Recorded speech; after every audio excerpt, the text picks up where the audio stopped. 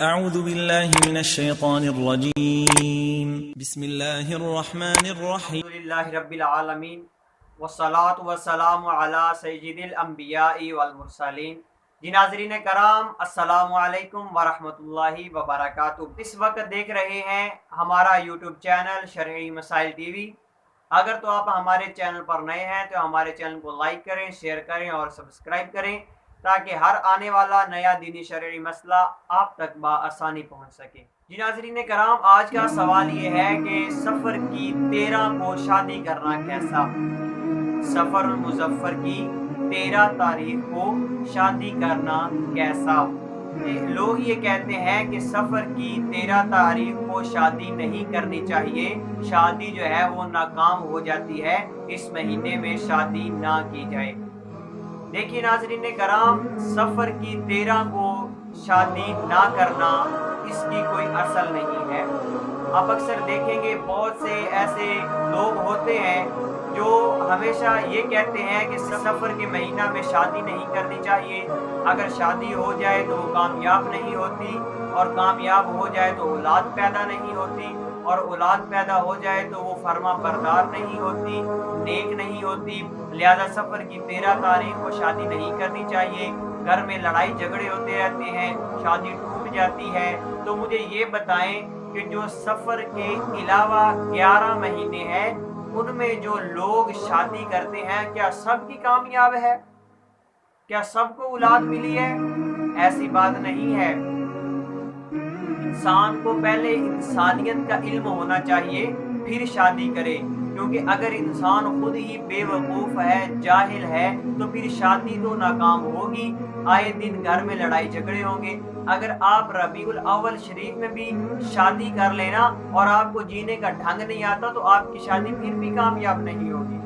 اور بات رہی سفر کی، تو یہ سراسر غلط ہے، سفر میں ایسا کچھ بھی نہیں ہے۔ یہ جو انسان کے ذہن میں سوال پیدا ہوتا ہے کہ شادی ٹوٹ جائے گی، تو مجھے بتاؤ سیدہ کائنات فاطمہ الزہرا اور مولا علی رضی اللہ تعالی عنہم، ان کی جو شادی ہے وہ سفر کے مہینہ میں ہوئی، تو بتاؤ ان کی شادی پھر ٹوٹ گئی؟ ہرگز نہیں۔ کائنات میں ایسی اور کوئی شادی ہوئی ہی نہیں جو اتنی کامیاب ہو۔ پھر لوگ کہتے ہیں اگر شادی ہو جائے تو اولاد نہیں ہوتی، تو مجھے بتاؤ سیدنا امام حسن، سیدنا امام حسین اور سیدنا زینب یہ اولاد پیدا ہوئی کہ نہیں ہوئی؟ پھر لوگ یہ کہتے ہیں اگر اولاد ہو بھی جائے تو وہ نیک نہیں ہوتی، تو مجھے بتاؤ امام حسن، امام حسین، سیدہ زینب سے بڑھ کر نیک کون ہیں؟ اسی بات سے پتہ چل رہا ہے کہ یہ لوگوں کے اندر جہالت پھیلی ہوئی ہے۔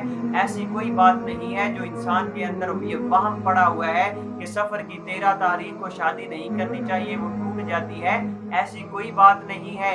جو سفر کے علاوہ باقی شادیاں کرتے ہیں وہ بھی تو ٹوٹتی ہیں نا، حالانکہ آپ ان کو بہت معظم سمجھتے ہو، بہت عظیم ماہ سمجھتے ہو، ان میں بھی تو جو شادیاں ہوتی ہیں وہ ٹوٹ ہی جاتی ہیں نا۔ دیکھیے ناظرین کرام، یہ جہالت کے دور میں ایسی باتیں ہوتی تھی، ہمارے حضور علیہ السلام نے یہ سب دور کر دیا۔ حضور علیہ السلام کی ایک حدیث مبارکہ کا چھوٹا سا حصہ ہے، آپ نے فرمایا لا سفر، یعنی سفر کچھ نہیں۔ مطلب یہ کہ لوگ جو کہتے ہیں کہ سفر میں بلائیں اترتی ہیں، سفر میں شادی نہیں کرنی چاہیے، سفر جو ہے یہ منحوس ہے، یہ ایسا کچھ بھی نہیں۔ اسلام میں کوئی ایسا دن، کوئی ایسا مہینہ، کوئی ایسا شخص، کوئی ایسا جانور نہیں کہ جو منحوس ہو، یہاں تک کہ الو کی آواز بھی منحوس نہیں ہے۔ تو بتاؤ پھر یہ مہینہ، اتنا پیارا مہینہ سفر المظفر، یہ کیسے منحوس ہو سکتا ہے؟ کرتا ہوں آپ کو سمجھ تو آ گئی ہوگی کہ یہ جہالت کی باتیں ہمیں چھوڑنی چاہیے۔ لوگ اکثر یوں کرتے ہیں کہ بعض اپنے خاندانوں میں کسی عورت کو یا کسی بندے کو مخصوص کر لیتے ہیں اور کہتے ہیں کہ جناب اس کی جو ہے وہ زبان جو ہے وہ کالی ہے، اس کے ساتھ گفتگو نہیں کرنی چاہیے، اور اگر کوئی کام شروع کرنا ہو تو اس کو نہ بتائے، اگر کہیں باہر جا رہے ہوں اور آگے سے بلی گزر جائے تو اس دن سفر نہ کرو۔ بھئی یہ کیا ہے؟ یہ سب جہالت ہے، ایسا کچھ بھی نہیں ہے۔ ہم مسلمان ہیں، ہمیں اپنے اسلام پر، اپنے نبی علیہ السلام کی شریعت پر ایمان لا کر توکل تو علی اللہ، یعنی اللہ پر بھروسہ کرنا چاہیے اور ان سب باتوں کو رد کرنا چاہیے۔ ایسی کچھ بھی بات نہیں ہے جو لوگوں کے اندر مشہور ہے، اور سفر المظفر میں ایسا کچھ بھی نہیں جو لوگ یہ کہتے ہیں کہ شادی نہیں کرنی، یہ نہیں کرنا، وہ نہیں کرنا۔ دعا ہے اللہ رب العزت ہمیں عمل کی توفیق عطا فرمائے۔